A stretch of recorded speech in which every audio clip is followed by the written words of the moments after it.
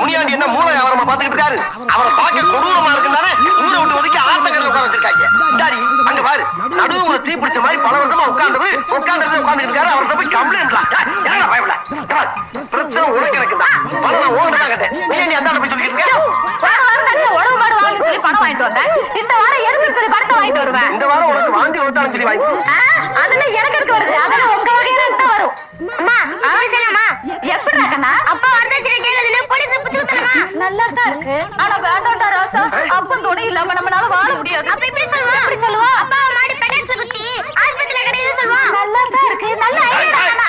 என்னடி சொல்றா உனக்கு? என்ன சொல்றா? அடிச்சனா வேண்டாம் வேண்டாம் அவங்கிட்ட வச்சுக்காத. அவன் ஏன் வகையறா சொல்லிட்டேன். ஓ வகையறா என்ன பண்ணுவ?